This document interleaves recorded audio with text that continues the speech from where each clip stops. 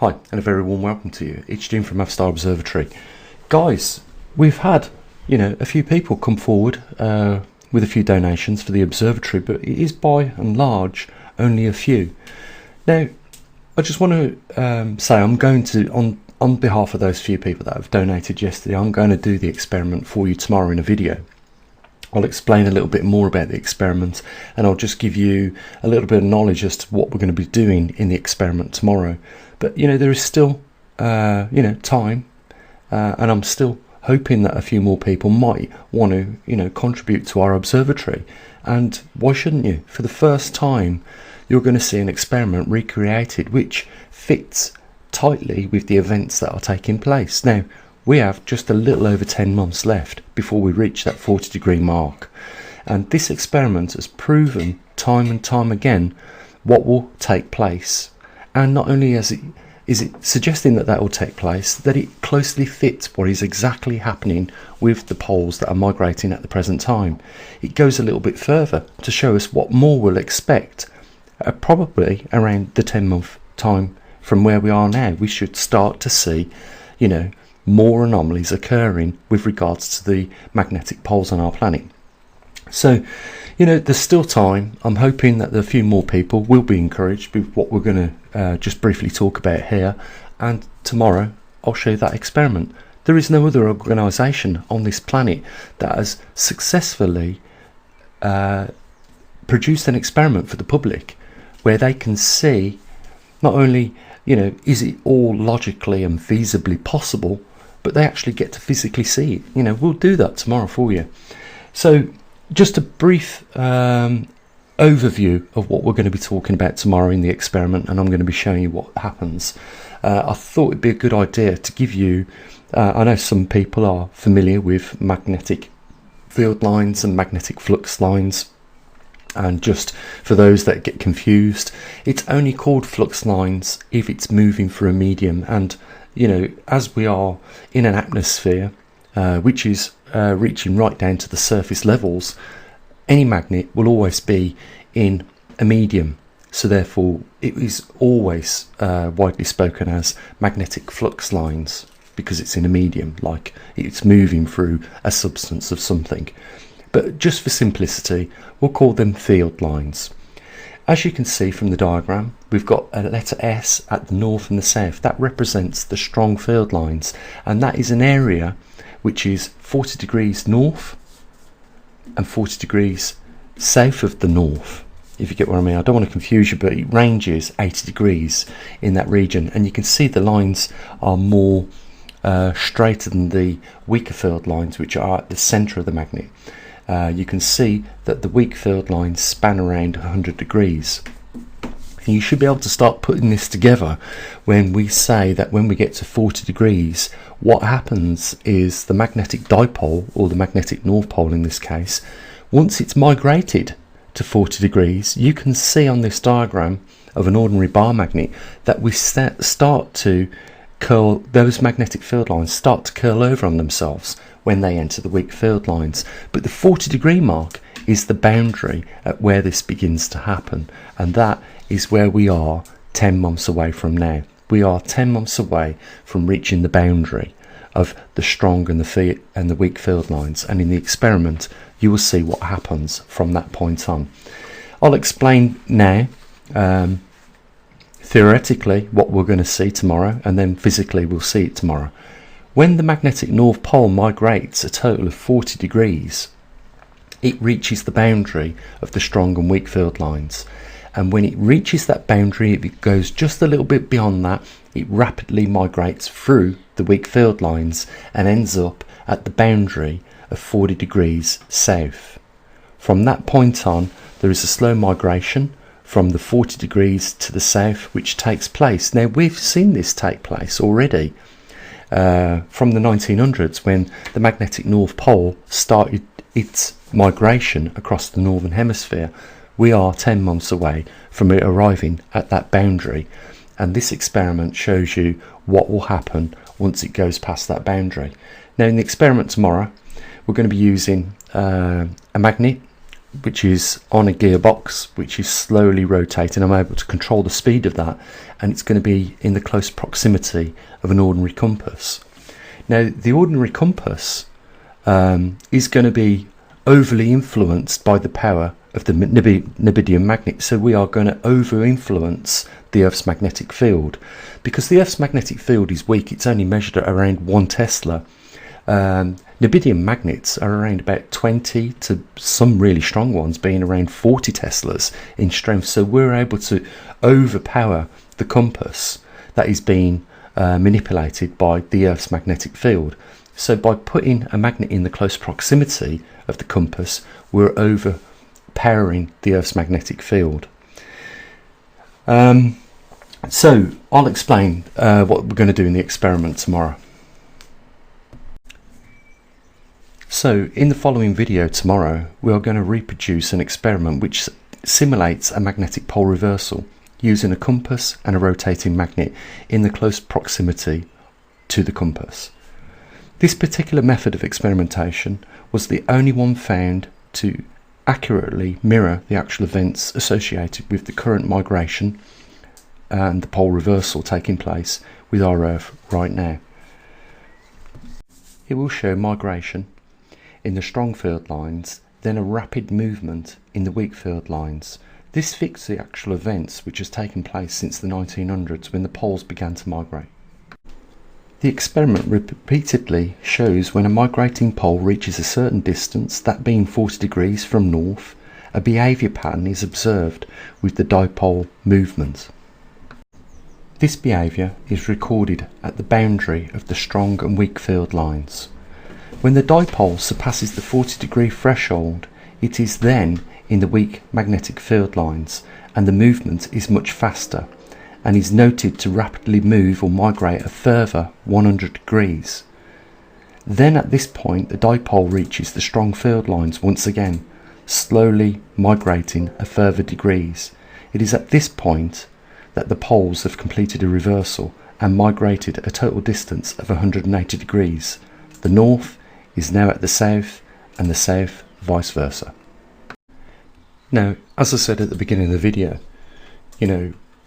I'm hoping that it might encourage a few people to actually donate a bit of support for the observatory.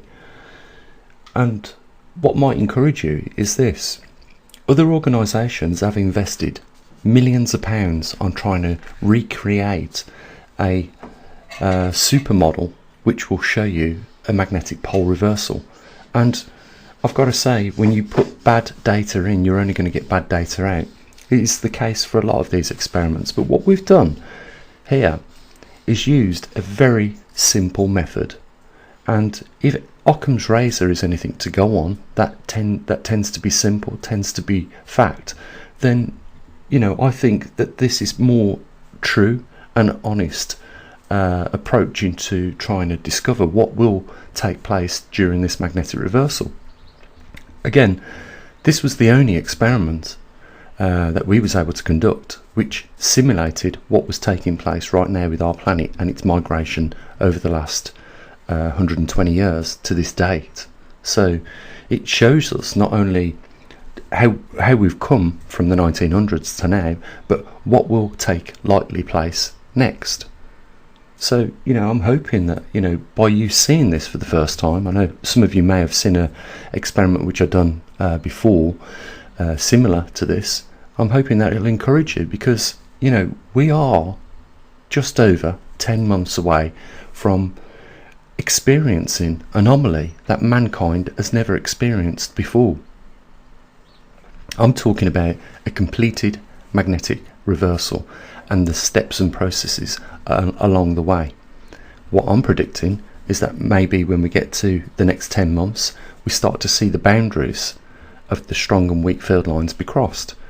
I expect to see a rapid reversal through the weak field lines, where the compass will be largely pointing almost 180 degrees from its original position back in the 1900s.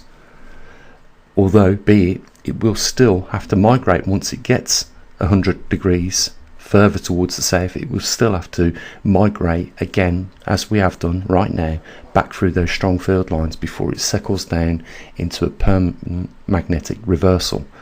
So it's got to travel 40 degrees till it gets to the south pole, and that will be its anchor point for the next foreseeable, hopefully, thousands of years. So there is at least that period of time where it migrates to the 100 degrees, where our magnetic fields and magnetosphere depletes to probably 5 to 10%.